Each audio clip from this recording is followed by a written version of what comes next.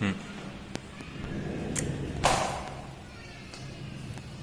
વિદ્યાર્થી મિત્રો, online learning લેક્ચરમાં આપનું ફરીવાર હાર્દિક સ્વાગત છે. આપણે અગાઉ નામાની અંદર પ્રકરણ 3 પાઘડીનું મૂલ્યાંકન એનો ખ્યાલ જોયો હતો, એને અસર કરતા પરિબળો જોયા હતા અને ખાસ વસ્તુ પાઘડીનું મૂલ્યાંકન કરતી વખતે ધ્યાનમાં રાખવાના પરિબળોનો અભ્યાસ કર્યા પછી પાઘડી મેળવવા માટેની રીતો અને પદ્ધતિઓના નામની આપણે ચર્ચા કરેલી હતી.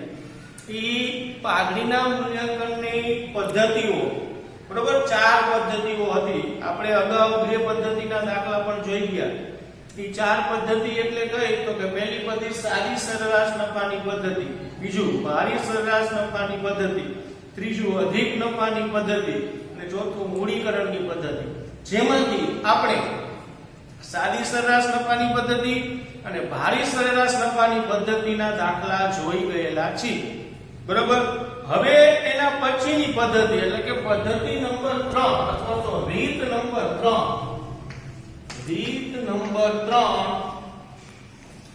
અધિક નફાની રીત અથવા તો પદ્ધતિ. અધિક નફાની રીત. હવે નામ પરથી આપને પહેલો પ્રશ્ન એમ થાય કે આ અધિક નફો એટલે શું? તો એ સમજતા પહેલા તમે 11મા ધોરણમાં વાણિજ્ય વ્યવસ્થા વિષયમાં એટલે કે તેને તમે બીએ અથવા તો ઓસીના નામથી ઓળખો છો એના પહેલા જ પાઠમાં તમારે એક વસ્તુ એક વ્યાખ્યા તમારે આવેલી હતી ધંધો. ધંધાની વ્યાખ્યામાં શું આવતું હતું કે કોઈ પણ ધંધાકીય એકમનો ઉદ્દેશ્ય શું હોય તો કે નફો કમાવવાનો. બરોબર. તો એ નફો કમાવાના ઉદ્દેશ્યથી જે ધંધાકીય એકમ ચાલુ કરવામાં આવે એને શું કહેવામાં આવે તો કે ધંધો. તો અહીંયા જોવા જેવી બાબત એ કે કોઈ પણ ધંધાકીય એકમનો ઉદ્દેશ્ય શું હોય તો કે નફો કમાવાનો. દાખલા તરીકે તમને એક ઉદાહરણ આપું કે કોઈ પણ વ્યક્તિ કોઈ પણ જગ્યાએ રોકાણ કરે તો એ રોકાણ કરવા પાછળનો એનો ઉદ્દેશ્ય શું હોય તો કે નફો મેળવવાનો. બરોબર. હવે તમે જે નફો વિચારતા હોય, તમે જે નફાની અપેક્ષા કરતા હોય, બરોબર, ઈ નફાને કહેવાય અપેક્ષિત નફો. દાખલા તરીકે તમને એક ઉદાહરણ આપું કે તમે 1 લાખ રૂપિયાનું જે રોકાણ કરેલું છે અને તમે એવી આશા રાખો છો કે એમાંથી તમને 25,000 રૂપિયા નફો મળતો નથી, પણ તમે શું કરેલી છે આચ્છાદિત કિંમત મેળવી, આશરે કિંમત મેળવેલી કે આટલું અપેક્ષિત એટલે કે આટલી કિંમત તો મને મળશે, એને કહેવાય અપેક્ષિત નફો. તમને એમ થાય સાહેબ અધિક નફાની વાત કરો અને તમે અપેક્ષિત નફો, તો કે એની વ્યાખ્યામાં એ શબ્દનો ઉલ્લેખ થાય. તો કે અધિક નફો એટલે શું ઈ આપણે સમજવું હોય તો એ પહેલા આપણે અપેક્ષિત નફો એટલે સમજવું પડે. બરાબર. તો અધિક નફાની વ્યાખ્યા એ રીતે બને છે કે અપેક્ષિત નફા કરતા વધુ નફો મળે. અપેક્ષિત નફા કરતા વધુ નફો મળે તો એ વધુ નફાને શું કહેવાય? અધિક નફો કહેવાય. વ્યાખ્યા જોઈએ આપણે. અપેક્ષિત નફા કરતા વધુ નફો મળે તેને અધિક નફો કહે છે. આપણે અગાઉ પહેલા લેક્ચરમાં ચર્ચા થઈ હતી કે આ ચેપ્ટરમાંથી તમને એક એમસીક્યુ અને એક વીએસક્યુ પૂછાય છે. બરોબર. તો વીએસક્યુ માટેનો પ્રશ્ન અધિક નફો એટલે શું? શબ્દ ઉપર પાછા જાય અપેક્ષિત નફા કરતા. તો અપેક્ષિત નફો એટલે આપણે આશાદિત કિંમત, આખરે જે કિંમત નક્કી કરી એને કહેવાય અપેક્ષિત નફો. તો આના નામ પ્રમાણે ગુણે અધિક એટલે વધુ. તો કે અપેક્ષિત નફા કરતા તમને જો વધુ નફો મળે તો એ જે વધારાનો નફો તમને મળે એને કહેવાય અધિક નફો. જો એક માર્કના પ્રશ્નમાં પૂછાય એવો પ્રશ્ન છે કે અધિક નફો એટલે શું, તો એની વ્યાખ્યામાં તમારે આ મુજબ લખવાનું થાય કે અપેક્ષિત નફા કરતા તમને વધુ નફો મળે તો તેને શું કહેવાય? અધિક નફો કહે છે. હવે એક ઉદાહરણ દ્વારા સમજી. દાખલા તરીકે આપણે હમણાં જ એક ઉદાહરણ લીધું હતું કે 1 લાખ રૂપિયાનું રોકાણ કરેલું છે અને એમાંથી આપણે 25,000 નફો મળશે એવી આપણે અપેક્ષા કરેલી હતી. હવે ખરેખર જ્યારે વર્ષ પૂરું થાય અને તમને ઈ 1 લાખ ઉપર 35,000 રૂપિયા વ્યાજ મળે અથવા તો 35,000 રૂપિયા નફો મળે તો તમે ધારેલો કેટલો હતો? તો કે 25,000. એને કહેવાય અપેક્ષિત નફો. એના કરતા વધુ કેટલો મળ્યો? તો કે 35. તો બેનો તફાવત કેટલો? 10,000. તો એ 10,000 ને કહેવાય અધિક નફો. બરાબર? એકમાં પૂછાય એવો પ્રશ્ન છે. હવે બીજી વસ્તુ, આપણે સરેરાશ નફાની રીત જોઈ હતી. એમાં આપણે સૂત્ર કેટલા હતા? તો કે 2. અને કોષ્ટકમાં ખાને કેટલા બનતા હતા? 2. પછી ભારિત સરેરાશ નફાનું સૂત્ર જોયું હતા. એમાં તમે સૂત્ર કેટલા હતા? તો કે 2. કોષ્ટકમાં કેટલા કોષ્ટક હતા? કોલમ કેટલી થઈ? તો 4. તમને એમ થાય છે હવે આ ત્રીજી રીત છે તો આમાં 6 હશે? હા 6 થશે, પણ 6 ખાના નહીં થાય, 6 સ્ટેપ આવશે. એટલે કે તમારા 6 સ્ટેપ રમવાના છે. બરોબર? પણ ગ્રાઉન્ડમાં નહીં, તમારા ચોપડામાં. એનો મતલબ કે અધિક નફાની પદ્ધતિએ તમારે દાખલો ગણવો હોય એટલે 6 સ્ટેપમાં દાખલો ગણી શકાય. બરોબર? તો એ 6 સ્ટેપ વિશેની માહિતી આપણે અહીંયા મેળવી. તો કે પહેલું સ્ટેપ એટલે શું? તો કે પહેલું જ રોકાયેલી મૂડી. બરોબર? તો રોકાયેલી મૂડી કઈ રીતે આપણને મળે? રોકાયેલી મૂડીનો મતલબ આપણે જોઈએ તો કે તમે ધંધામાં જે મૂડી રોકી હોય એને કહેવાય રોકાયેલી મૂડી. હવે રોકાયેલી મૂડી કઈ રીતે મળે? તો કે ધંધાની તમામ મિલકતોમાંથી ધંધાના દેવા તમે બાદ કરી દો અને પછી જે વસ્તુ વધે, જે રકમ વધે એને કહેવાય રોકાયેલી મૂડી. તેનું સૂત્ર શું બને? રોકાયેલી મૂડી બરાબર કુલ મિલકતો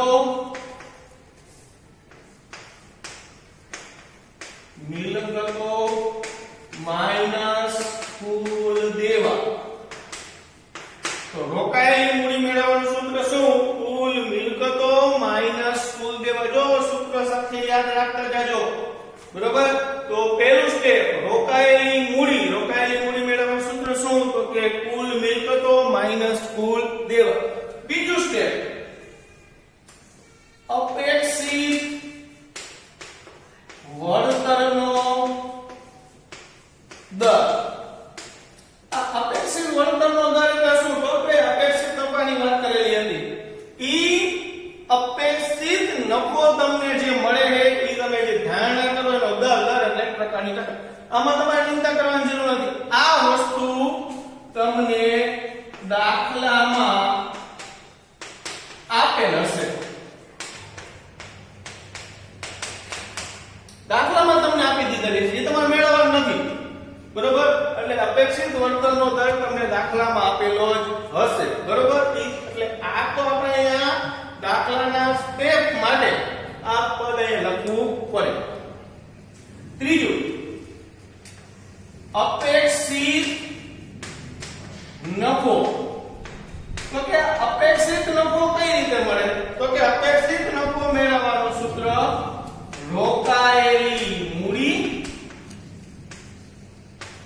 ગુણ્યા અપેક્ષિત વળતરનો દર. જો બીજી વસ્તુ મેં ટૂંકમાં લખ્યું છે, તમારે ટૂંકમાં લખવાનું નથી, કારણ કે એક્ઝામ દેવા તમારે જવાનું છે, મારે નહીં. બરોબર? એટલા માટે તમારે અહીંયા કેવી રીતે લખવાનું હોય? તો કે આખું જ લખવાનું છે.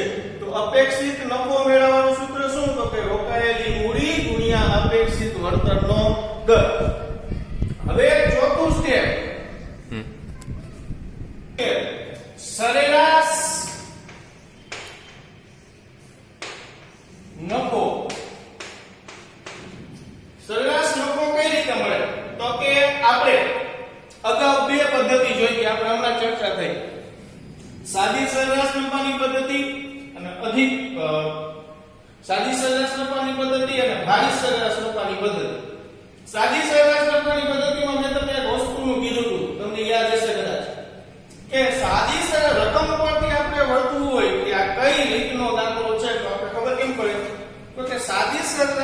નફાની પદ્ધતિમાં તમારે નફો શું થતો હશે? વધઘટ થતો હશે. આપણે પેલી પદ્ધતિમાં જોયું હતું.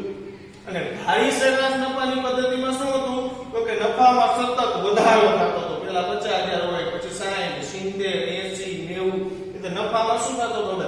તો કે આ સ્ટેપ તમારે રકમ ઉપર આધારિત છે. જો તમારો નફો વધઘટ થતો હોય તો તમારે સાદી સરેરાશનું સૂત્ર મૂકવાનું થાય. જો તમારો નફો સતત વધતો હોય તો ભારી સરેરાશ નફાની પદ્ધતિનું સૂત્ર મૂકવાનું થાય. એનો મતલબ કે આ તમને શેના ઉપરથી મળશે? તો કે રીત નંબર 1 અથવા તો 2. 1 અથવા રીત નંબર 1 નો અથવા તો 2 નો અહીંયા ઉપયોગ થતો હશે. ખાસ જોવાનું રકમમાં નફો જો વધઘટ થાય તો સાદી સરેરાશનો ઉપયોગ કરવાનો. નફો સતત વધતો હોય તો ભારી સરેરાશની રીતનો ઉપયોગ કરવાનો.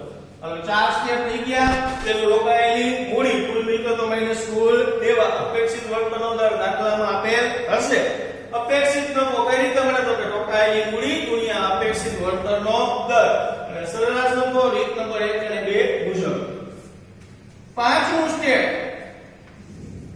અધિક નફો. તો કે અધિક નફો કઈ રીતે મળે? બરોબર, તો તમને ખાલી યાદ રાખવા માટે કહું. ખરેખર એ વસ્તુ તમારે પેપરમાં કરવા નથી. આ પાંચમું સ્ટેપ એટલે 5 બરાબર 4 માઈનસ 3. 5 બરાબર 4 માઈનસ 3 કઈ રીતે? જો ચોથું સ્ટેપ શું છે? સરેરાશ નફો માઈનસ ત્રીજું સ્ટેપ એટલે શું છે? તો કે અપેક્ષિત નફો. તો અધિક નફો મેળવવાનું સૂત્ર બની ગયું સરેરાશ નફો માઈનસ અપેક્ષિત નફો. પણ પેપરમાં તમારે લખવાનું નથી, કારણ કે યાદ રાખવા માટે છે. બરોબર, એ પ્રમાણે પેપરમાં ચાલે નહીં. લખવાનું સૂત્ર આ છે આપણે અધિક નફો બરાબર સરેરાશ નફો માઈનસ અપેક્ષિત નફો. છઠ્ઠું સ્ટેપ એટલે કે છેલ્લું સ્ટેપ હંમેશા શું હોય આપણું? તો કે પાઘડી મેળવવાનું. તો કે પાઘડી મેળવવાનું સૂત્ર પાઘડી બરાબર અધિક નફો ગુણ્યા ખરીદીના વર્ષ. અગાઉ આપણે આવ્યું સરેરાશ નફોમાં જો આજે તો આપણે સરેરાશ નફો ગુણ્યા ખરીદીના વર્ષ. ભારિતમાં એમ જ હતું ભારિત નફો ગુણ્યા ખરીદીના વર્ષ. આ ત્રીજી રીતમાં એ પ્રમાણે અધિક નફો ગુણ્યા ખરીદીના શું કરવાના છે? તો કે વર્ષ કરવાના છે. પહેલેથી એકવાર સ્ટેપ જોઈએ. દાખલો 6 સ્ટેપમાં કરવાનો છે. પહેલું રોકાયેલી મૂડી કુલ મિલકતમાંથી કુલ દેવા શું કરી દેવાના? 12. અપેક્ષિત વળતરનો દર જે તમને દાખલાની રકમમાં તૈયાર આપેલ હશે તમારે મેળવવાનો નથી. અપેક્ષિત નફો કેમ મળે? તો કે રોકાયેલી મૂડી ગુણ્યા અપેક્ષિત વળતરનો દર. સરેરાશ નફો તો કે રીત નંબર 1 મુજબ કઈ રીતે? જો નફો વધઘટ થતો હોય તો સાદી સરેરાશ, નફામાં સતત વધારો થતો હોય તો શેનાથી મેળવવાનો? ભારિતથી. અધિક નફો સરેરાશ નફો માઈનસ અપેક્ષિત નફો. અને પાઘડી મેળવવાનું તો આપણું જૂનું જાણીતું સૂત્ર છે અધિક નફો ગુણ્યા ખરીદીના વર્ષ. ચાલો વિદ્યાર્થી મિત્રો, આપણે દાખલાના સ્ટેપ એટલે કે દાખલાના સૂત્રોની સમજૂતી મેળવી લીધી. હવે એ જ રીતનો એક દાખલાની આપણે સમજૂતી મેળવી. તો જો આપણા લીધાનો પહેલો જ દાખલો, પ્રતિભા અને પુષ્પા એક ભાગીદારી પેઢીના ભાગીદારો છે. તેઓ પોતાના નફા નુકસાન વહેંચણીનું પ્રમાણ 3/2 હતું તે બદલીને 1/1 કર્યું. બરોબર, ભાગીદારી પેઢીના નફા અંગેની તથા અન્ય માહિતીના આધારે ભાગીદારી પેઢીની પાગેલી કિંમત અધિક નફાની 3 વર્ષની ખરીદીના આધારે. આપણે અગાઉ પણ ચર્ચા થયેલી જ છે કે રકમમાં ખરીદીના વર્ષો જે હોય એની નીચે લીટી કરી દેવાની. ઉપરની બધી જે ચર્ચા કરી તમને માહિતી આપેલી છે, એનો આપણે કઈ ઉપયોગ થતો નથી. આપણે ખરેખર જોવાનું છે કે આપણે શું મેળવવાની છે? તો પાઘડી. હવે જો અહીંયા ઉલ્લેખ થઈ ગયો છે કઈ પદ્ધતિએ મેળવવાનું છે? તો કે અધિક નફાની પદ્ધતિ. પહેલી રીતમાં શું કહેતા હતા? સાદી સરેરાશ નફાની પદ્ધતિ. બીજામાં ભારી સરેરાશ નફાની પદ્ધતિ. એ જ રીતે રકમ ખાસ વાંચવાની. શું કહેવા માંગે છે? અધિક નફાની પદ્ધતિએ દાખલો ગણવાનો છે. હવે એના માટેની વિગતો નીચે આપી છે. તો કે મિલકતો આપી એટલે કુલ મિલકત, દેવા આપ્યા છે, અપેક્ષિત વળતરનો દર આપ્યો અને ખરેખર નફો, ત્રણ વસ્તુ તમને નફો આપેલો છે. નફા ઉપરથી આપણે ઓલું ચોથું સ્ટેપ નક્કી કરવાનું કે રીત નંબર 1 થી દાખલો ગણવાનો છે કે રીત નંબર 2 થી સરેરાશ નફો મેળવવાનો છે. તો નફાના આંકડા આપણે જોઈએ. પહેલા વર્ષે નફાનો આંકડો છે 1,30,000, બીજા વર્ષે છે 1,10,000, ત્રીજા વર્ષે છે 1,20,000. બરોબર. તો નફામાં જો શું થાય છે, પહેલા 1,30 હતો, પછી ઘટાડો થયો, પછી પાછો વધારો થયો. એનો મતલબ નફામાં વધારો ઘટાડો જોવા મળે છે. એટલે નફો આપણે શેનાથી ગણવાનો છે? સાદી સરેરાશ નફાની પદ્ધતિએ સરેરાશ નફો મેળવવાનો છે. તો ચાલો દાખલાના સ્ટેપ તરફ જઈએ. તો કે પહેલું સ્ટેપ શું હતું? આપણું રોકાયેલી મૂડી. ચાલો રોકાયેલી મૂડી બરાબર સૂત્ર શું હતું? કુલ મિલકતો માઈનસ કુલ દેવા. તો રકમમાં જો કુલ મિલકતો તમને આપી છે 12 લાખ, કુલ દેવા આપ્યા છે 4 લાખ. તો અહીંયા 12 લાખ કુલ મિલકતો માઈનસ કુલ દેવા કેટલા છે? 4 લાખ. તો 12 લાખમાંથી 4 લાખ બાદ કરો એટલે જવાબ શું આવે? તો કે 8 લાખ. આ તો સામાન્ય છે. હવે રકમમાં ક્યારેક તમને આ રોકાયેલી મૂડીની જગ્યાએ તમને શબ્દ વાપરેલો છે ચોખ્ખી મિલકત. કેવો શબ્દ વાપરેલો છે? ચોખ્ખી મિલકત. ચોખ્ખી મિલકત એટલે થાય રોકાયેલી મૂડી. અત્યારે તમને રોકાયેલી મૂડી અથવા તો ચોખ્ખી મિલકત તૈયાર આપી દી તો તમારે સૂત્ર મૂકવાનું થતું નથી. ડાયરેક્ટ રોકાયેલી મૂડી બરાબર 8 લાખ લખી નાખો. જે સમથિંગ જે કઈ રકમ આપી હોય એ લખી નાખો. ચાલો બીજું સ્ટેપ અપેક્ષિત વળતરનો દર. ચાલો અપેક્ષિત વળતરનો દર જો મેં તમને કીધું કે એમાં દાખલામાં આપેલી છે. જો એક અપેક્ષિત વળતરનો દર કેટલા ટકા છે? તો કે 10%. અહીંયા 10%. બરાબર. સ્ટેપ તરીકે ખાલી આપણે બતાવવાનું છે. બરાબર. એટલે અપેક્ષિત વળતરનો દર કેટલો? 10%. તમારે આ ગ્રુપમાં લખવાનું નથી. ત્રીજું સ્ટેપ શું હતું? તો કે અપેક્ષિત નફો. તો અપેક્ષિત નફો મેળવવાનું સૂત્ર હતું રોકાયેલી મૂડી ગુણ્યા અપેક્ષિત વળતરનો દર.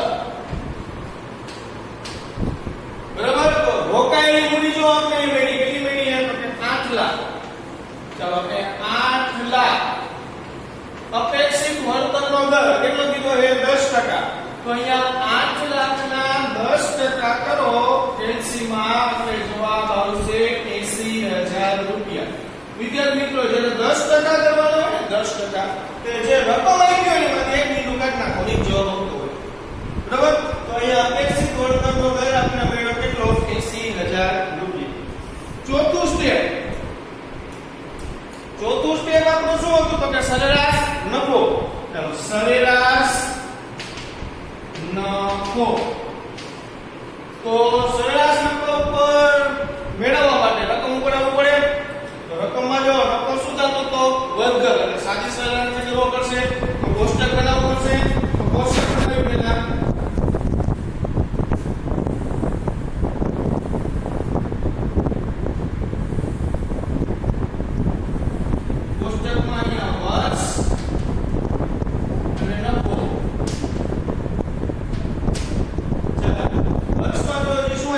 વર્ષ 2014-15 એનો નફો કેટલો આપ્યો તો 1,30,000.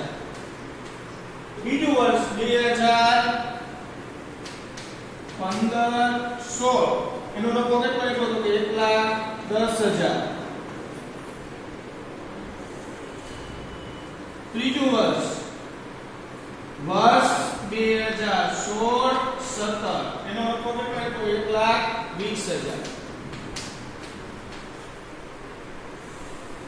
ચાલો હવે તો કે આપણે સરેરાશ નફાનું સૂત્ર આપો તો અહીંયા જોઈ તમને પહેલી રીતમાં કરેલું હતું કુલ નફો છેદમાં વર્ષની સંખ્યા. તો કુલ નફો તો આ નફાનું શું કરી નાખવાનું હોય સરવાળો. ચાલો નફાનો સરવાળો કેલ્સીમાં કેટલું કીધું મને 3,60,000. 3,60,000. બરાબર બાજુમાં વહી જઈએ આપણે. ચાલો કોષ્ટક થઈ ગયું. હવે આપણે મેળવવાનો છે સરેરાશ નફો. તો સરેરાશ નફો મેળવવાનું સૂત્ર હતું કુલ નફો છેદમાં વર્ષની સંખ્યા. ચાલો કુલ નફો આપણે મેળવ્યો કેટલો મેળવ્યો 3,60,000. ચાલો 3,60,000 છેદમાં વર્ષની સંખ્યા. અને આ વર્ષ મેળવો ખરીદીના છે અહીંયા વર્ષ ગણવાના 1 2 અને 3. તો ભાગ્યા કેટલા કરવાના 3. ચાલો 3,60,000 ભાગ્યા 3 કેલ્સીમાં કરી બતાવો જી. 1,20,000.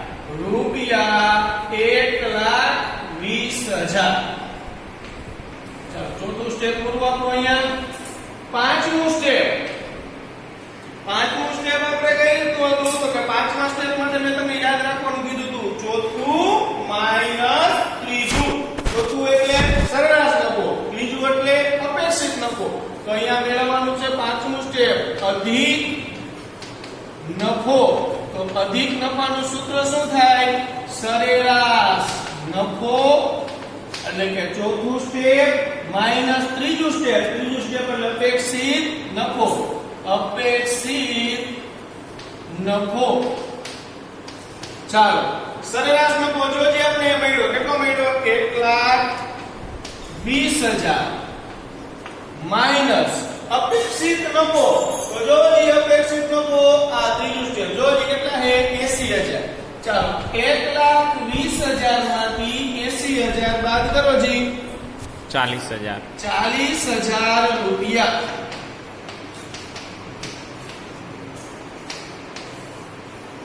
છઠ્ઠું સ્ટેપ એટલે આપણો જવાબ કહેવાય. બરોબર છઠ્ઠું સ્ટેપ એટલે શું તો કે પાઘડી મેળવવાનું સૂત્ર તો કે અધિક નફો